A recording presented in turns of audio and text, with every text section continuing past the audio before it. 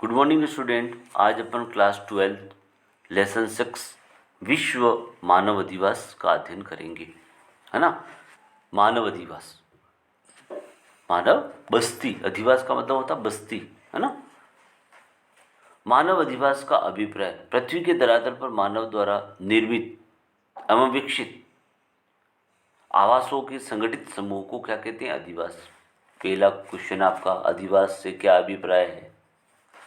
तो आपको पहले लिखना है कि पृथ्वी के धरातल पर मानव द्वारा निर्मित यानी बनाया गया एवं विकसित किए गए आवास मकानों की असंगठित समूह को अधिवास कहते हैं। मानव अधिवास को मानव बस्ती भी कहा जाता है। दूसरा प्रश्न और, मानव अधिवास को क्या कहते हैं? मानव बस्ती भी कहते हैं। मानव अधिवास साधारणतः अस्थायी रूप से बसे होते हैं। साधारण रूप से तो ये अस्थायी रूप से निवास करते हैं, किंतु कुछ अधिवास अस्थायी भी होते हैं। ये एकाकी एवं संकुल भी होते हैं। अधिवासों की विशेषता बता रहा है। अधिवास किसे कहते हैं? अधिवास को और किस नाम से जाना जाता है? मानव बस्ती के नाम से। साधारण ये कैसे होते हैं? अस्थायी होते हैं, लेकिन कुछ क्या होते हैं? अस्थायी होते हैं। ये एकाकी यानी एकाकी यानी अलग, दूर दूर, और संकुल यानी समूह में भी रहते हैं, है ना, बस्तियां। अधिवासों का महत्वपूर्ण उपयोग मानव निवास के लिए, कि अब यहाँ पर प्रश्न बनता है कि अधिवासों का उपयोग लिखिए, तो मानव निवास के लिए होता है। मानव की अपने सामाजिक, आर्थिक, सांस्कृतिक, धार्मिक आदि कार्यों को पूरा करने के लिए अधिवासों का उपयोग करता है। मानव अधिवासों का उपयोग किन किन रूप में करता है? सामाजिक रूप से, आर्थिक रूप से, सांस्कृतिक और धार्मिक कार्य करने के लिए करता है।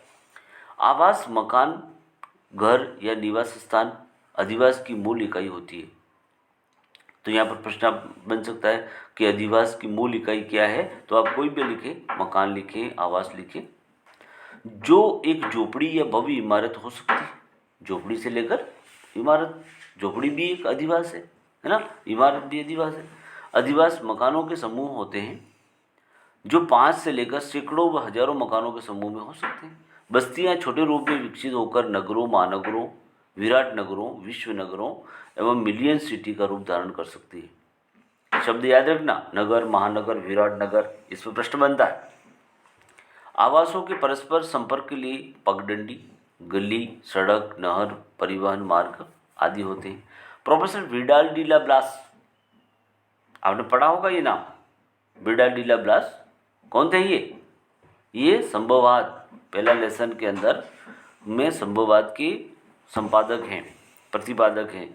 इन्होंने मानव द्वारा स्वयं के आवास एवं उनकी संपत्ति को रखने के लिए निर्मित संरचना बताया है। मानव अधिवास क्या है, तो ये बताया उन्होंने। मानव अधिवासों की उत्पत्ति, मानव ने अपनी विकास यात्रा में जब एकत्रीकरण और आखेट की अवस्था को पार कर पशुपालन अवस्था के साथ ही कृषि कार्य करना प्रारंभ कर दिया, तो पशुओं की स्वयं की सुरक्षा और अनाज भंडारण के लिए उसे अस्थायी आवास की आवश्यकता हुई। अब यह प्रश्न उठता है कि मानव को अधिवासों की आवश्यकता कब हुई? जब वो अपने उदरपूर्ति करता था तब तक तो उसको नहीं थी, लेकिन जैसे ही उसने एकत्रीकरण और आखेट की व्यवस्था को पार करके, एकत्रीकरण इकट्ठा करना और आखेट की अवस्था थी तब तक तो इसको पार करके जैसे ही वो पशुपालन करने लगा, पशुपालन के साथ ही कृषि कार्य करने लगा, और तब उसको आवास की आवश्यकता महसूस हुई। स्वयं की सुरक्षा और अनाज को भंडारण के लिए उसे अस्थायी आवास की आवश्यकता हुई। प्राचीन काल में सभी मानव बस्तियां पशुचारकों और कृषकों पर ही आधारित थी। जनसंख्या बढ़ने और संघर्ष की स्थिति की सुरक्षा की दृष्टि से आवासों की संख्या में वृद्धि होने लगी। लोग अलग अलग दूरियों पर घर बनाकर रहने लगे। धीरे धीरे मानव ने विकास किया। उत्पादन में वृद्धि से व्यापार एवं परिवहन का विकास हुआ। तकनीकी विकास और जनसंख्या वृद्धि से गांवों की संख्या में वृद्धि हुई। पुराने गांवों के आकार बढ़ने से नगरों के विकास की परंपरा प्रारंभ हुई। वर्तमान में 5000 वर्ष पूर्व मिस्र, सिंधु, दजला, फरात की घाटियों में विशाल नगरों की उत्पत्ति एवं विकास हुआ। कब? 5000 वर्ष पहले इन सभ्यताओं का विकास हुआ। मानव अधिवासों की उत्पत्ति मूलतः अपने निवास के लिए होती है। अधिवासों की उत्पत्ति किसके लिए होती है? मूल निवास के लिए। इस आधार पर अधिवासों की उत्पत्ति को 2 भागों में बांटा गया है। अधिवासों की उत्पत्ति को कितने भागों में बांटा गया? 2 भागों में, अस्थायी अधिवास और अस्थायी अधिवास। अस्थायी, सबसे पहले अस्थायी हुआ, फिर उसमें अस्थायित्व आया। प्राचीन काल में मानव द्वारा कुछ अधिवास शिकार, मौसम की अनुकूलता, पशुचारण एवं सुरक्षा दृष्टि से कुछ समय के लिए निर्मित किए जाते थे, कुछ समय के लिए जो अस्थायी होते थे। आज के आधुनिक युग में भी नागा जैसे कई जनजातियों द्वारा स्थानांतरित कृषि के लिए अस्थायी और अधिवासों का निर्माण किया जाता है। तो वर्तमान में कौन सी जाति के द्वारा? नागा जनजाति के द्वारा। मध्य एशिया के स्टेपी मैदान में किर्गिज जनजाति द्वारा पशुओं को चराने के लिए चारे की उपलब्धता तक तंबुओं द्वारा अस्थायी अधिवास निर्मित किए जाते हैं। कहाँ पर? मध्य एशिया में। कौन सी प्रजाति? स्टेपी। स्टेपी के मैदान में किर्गिज जनजाति के द्वारा। तो पहला हो गया आपका नागा, दूसरा आपका हो गया किर्गिज जनजाति द्वारा। एस्किमो द्वारा मौसम की अनुकूलता के लिए ध्रुवीय क्षेत्रों में कि इग्लू यानी बर्फ के घर को छोड़कर ग्रीष्मकाल में रेडियर और सील की खाल की अस्थायी आवास बनाए जाते हैं। इग्लू तो उसका अस्थायी है, लेकिन ये उस मौसम के अनुकूलता को ध्रुवीय क्षेत्रों में ग्रीष्मकाल में, जैसे ही तो ग्रीष्मकाल होता है ध्रुवीय क्षेत्रों में, तो ग्रीष्मकाल यानी सूर्य की किरणें हल्की होती है, 6 महीनों के दिन 6 महीनों की रातें होती है। तो जब 6 महीने के दिन होते हैं तब ये क्या करते हैं? रेडियर और शील की खाल से अस्थायी आवास बनाते हैं, तंबू बनाते हैं। इसके अतिरिक्त भी अनेक जनजातियाँ जैसे अरब बसारा की, बद्दू, रॉकी पर्वत की पूर्वी भागों में रेड इंडियन, अफ्रीका की कालाहारी मरुस्थल में बुश, ये अंदर ये याद रखना कि बुशमैन कहाँ रहते हैं? कालाहारी मरुस्थल में। अपन पहले दूसरे पार्ट में पढ़ चुके हैं। बनाए गए आवास अस्थायी अधिवासों के प्रमुख उदाहरण हैं। अस्थायी अधिवासों के प्रमुख उदाहरण, मुख्य उदाहरण लिखिए, ये आपको लेने नागा जाति, किर्गिज, एस्किमो, है ना, ये बद्दू, बुशमैन, ये अस्थायी अधिवासों के उदाहरण हैं। राजस्थान की मारवाड़ प्रदेश की रेबारी, गायरी जाति तथा बंजारे पशुचारण हेतु मूल स्थान को छोड़कर प्रवास के दौरान अस्थायी आवास बनाते हैं। सामाजिक, आर्थिक, धार्मिक कार्यों को पूरा करने के लिए भी अस्थायी अधिवासों का उपयोग होता है। अब दूसरा देखेंगे अस्थायी आवास। अस्थायी अधिवासों की उत्पत्ति कब और कैसे हुई? वास्तविक रूप से ये कहना कठिन है, किंतु विद्वान उत्तर पाषाण काल में अस्थायी कृषि के साथ ही अस्थायी अधिवास की उत्पत्ति मानते हैं। अब ये प्रश्न बना कि अस्थायी अधिवासों का निर्माण कब हुआ? उत्तर पाषाण काल में, ठीक है। कृषि के साथ ही अस्थायी अधिवासों की उत्पत्ति हुई। यह कहा जा सकता है कि मानव के विकास के क्रम में जब से मानव समूह में रहने लगा तभी से अस्थायी अधिवास का विकास हुआ। मानव अधिवास मानव की सभ्यता और संस्कृति के प्रतीक माने जाते हैं, ठीक है। सभ्यता और उसकी संस्कृति के प्रतीक। किसी मानव बस्ती का अस्तित्व इन बातों पर निर्भर करता है। कौन सी अस्तित्व की बातें? स्थानीय संचित संसाधन, उसके पास जो संचित किए हुए, संग्रहित किए हुए संसाधनों के लिए वो अस्थायी रहता है। जैसे खेत बना लिए उसने, मकान बना लिया, उसको छोड़ के नहीं जाएगा। बाहरी विश्व से संबंध स्थापित हो गए, उसकी भावी उन्नति की संभावना है, वहाँ पर सुरक्षा है। धार्मिक, सांस्कृतिक और आर्थिक कारण के कारण व्यक्ति अस्तित्व से वहाँ रहने लगा। अस्तित्व को के लिए उसको वो ये कारक उसको क्या करते हैं? बाध्य करते हैं। मानव अधिवासों का निर्माण निम्न उद्देश्यों की पूर्ति के लिए किया जाता है। अब यह दूसरा प्रश्न और बना, कौन कौन से उद्देश्य की पूर्ति के लिए किया जाता है? भौतिक वातावरण की कठोरता को कम करने के लिए, मौसमी परिस्थितियों की सुरक्षा हेतु तो हम अधिवासों का निर्माण करते हैं। खाद्य व उपयोगी सामग्री के भंडारण हेतु, जंगली जानवर व पशुओं की सुरक्षा के लिए, सामाजिक, सांस्कृतिक, धार्मिक, आर्थिक, शैक्षिक कार्यों के लिए, पारिवारिक एवं विलासितापूर्ण जीवन के लिए हम क्या करते हैं? मानव अधिवासों का निर्माण करता है। इन उद्देश्यों के लिए वो क्या करता है? अस्थायी अधिवास बनाता है। मानव अधिवास का वर्गीकरण। मानव अधिवासों को प्राकृतिक दशाओं और आधारभूत कार्यों के आधार पर 2 वर्गों में वर्गीकृत किया गया है। प्राकृतिक दशा और आधारभूत कार्य। पहला है ग्रामीण अधिवास और नगरीय अधिवास। इस पर प्रश्न आता ही आता है, या तो ग्रामीण अधिवास पे आता है या फिर नगरीय अधिवास पे आता है, इसलिए इसको ध्यान से देखेंगे। ग्रामीण अधिवास यानी ग्रामीण बस्तियाँ। ग्रामीण अधिवासों की अर्थव्यवस्था प्राथमिक व्यवसायों पर निर्भर करती। पहली विशेषता होगी किस पर? प्राथमिक। अब यहाँ प्रश्न उठना चाहिए आपके दिमाग में, प्राथमिक व्यवसाय क्या है? कृषि, पशुपालन, है ना, लकड़ियाँ, वनों से लकड़ियाँ काटना, मत्स्य पालन, ये सब क्या है? जैसे कृषि, पशुपालन, लकड़ी काटना, मछली पकड़ना, खनन एवं वनों से प्राप्त पदार्थों का संग्रहण आदि। अतः ग्रामीण अधिवास मुख्यतः भूमि के विदोहन पर आधारित होते हैं। ये इसने निष्कर्ष भी बता दिया कि अधिवास किस पर होते हैं? भूमि के विदोहन। ग्रामीण अधिवासों पर आधुनिकता का प्रभाव नगण्य होता है, आधुनिकता का प्रभाव नहीं पड़ता है। इसलिए यहाँ सामाजिक संगठन सुदृढ़ एवं मानव मूल्यों में प्रगाढ़ता पाई जाती है। सामाजिक मूल्यों को व्यक्तिगत मूल्यों के ऊपर रखा जाता है। किसको? सामाजिक मूल्यों को। ग्रामीण अधिवासियों के प्रकार कितने प्रकार होते हैं? मकानों की संख्या और उनके बीच की दूरी के आधार पर किए गए विभाजन को अधिवासियों को प्रकार कहा जाता है। ग्रामीण अधिवासियों को प्रकारों के लिए भौतिक लक्षण, सामाजिक व सांस्कृतिक कारक, जाति, धर्म और सुरक्षा आदि अनेक कारक उत्तरदायी है। सामान्यतः ग्रामीण अधिवासियों की जिंदगी के 4 प्रकार दृष्टिगत होते हैं: सघन या गुच्छित अधिवास, दूसरा है प्रकीर्ण या एकाकी अधिवास, तीसरा है मिश्रित अधिवास और चौथा है पल्ली। ये पहला देखेंगे सघन या गुच्छित अधिवास। इन ग्रामीण अधिवासों को पुंजित, संहत, ये याद रखना है, सघन या गुच्छित अधिवासों को अन्य किन नामों से जाना जाता है? तो पुंजित, संहत, संकेंद्रित, संकुलित आदि नामों से भी जाना जाता है। ये परीक्षा में घुमा देता है। तो जैसे पुंजित अधिवास से क्या सब अभिप्राय है? सघन ग्रामीण अधिवास कहाँ रहता है? उपजाऊ मैदानी भागों में निवास करेगा। नंबर 1 पहली विशेषता, सघन या गुच्छित अधिवास कहाँ पर बनता है?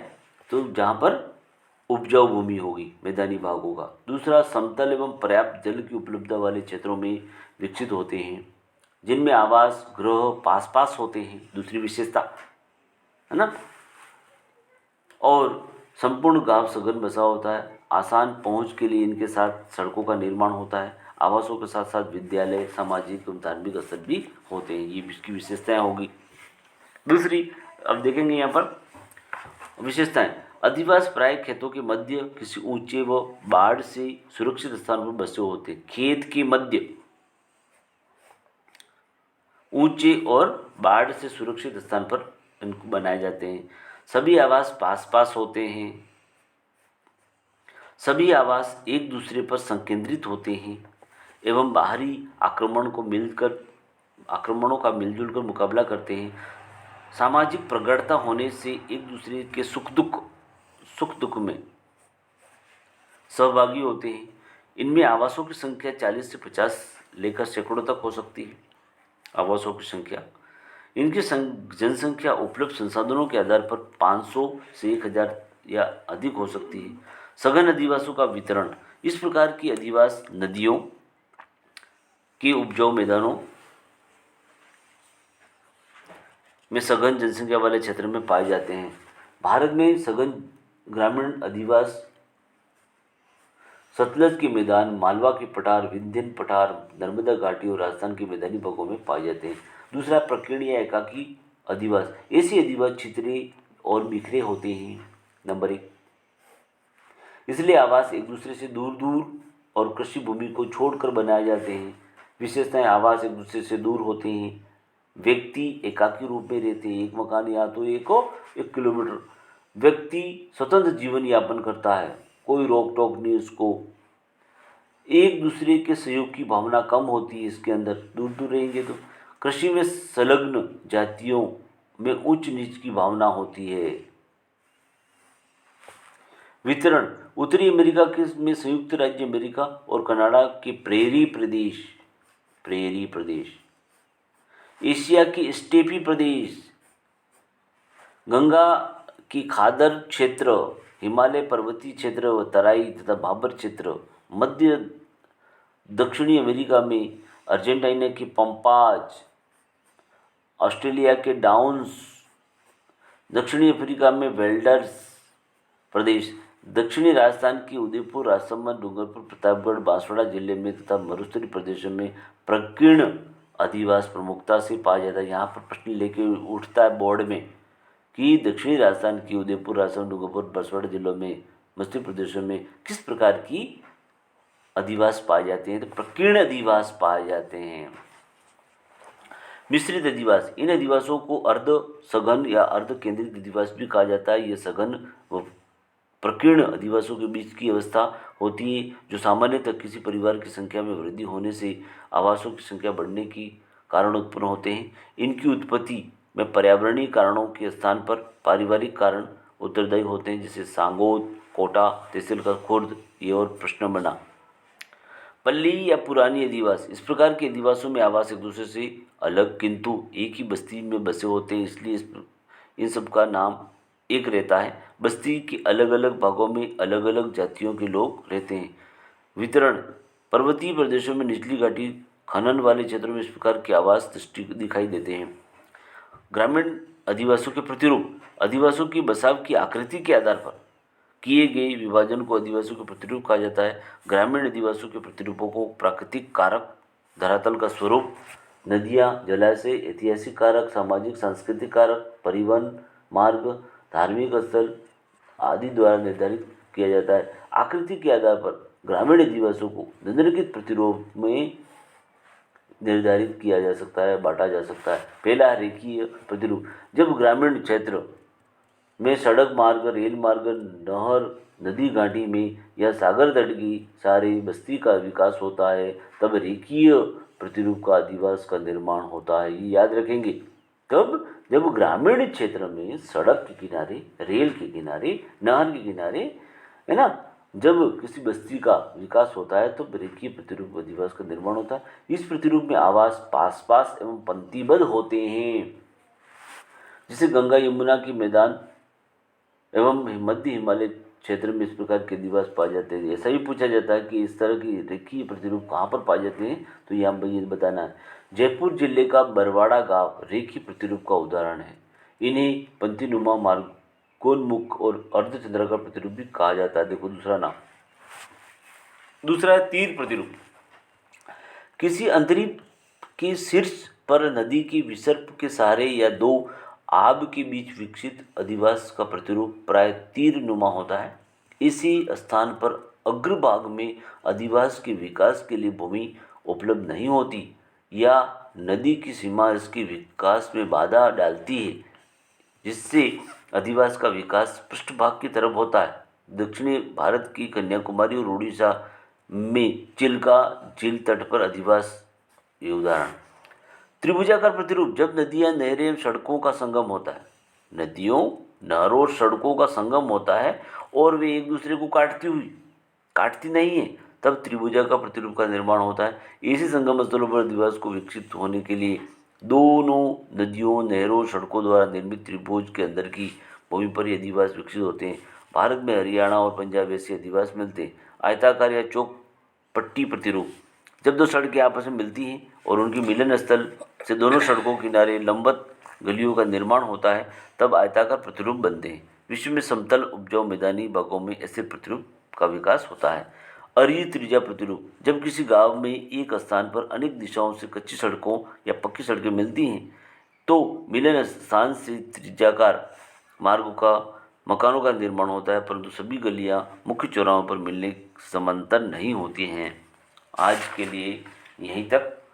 कल हम नेक्स्ट आगे पढ़ेंगे।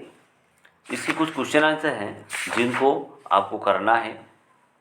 मानव अधिवास की अनेक रूप, निम्न में से आप किससे मानव अधिवास नहीं मानते? मकान अधिवास है, गांव अधिवास है, नगर है, गलियां नहीं है।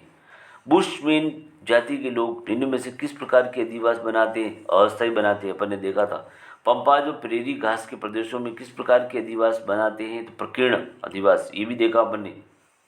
ग्रामीण क्षेत्रों में रेल मार्गों के सहारे बस्ती का विकास किस अधिवास प्रतिरूप में होता है? तो रेखीय प्रतिरूप में होता है। ठीक है, तो ये 4 क्वेश्चन आपको करने हैं। नेक्स्ट अपन आगे देखेंगे। धन्यवाद।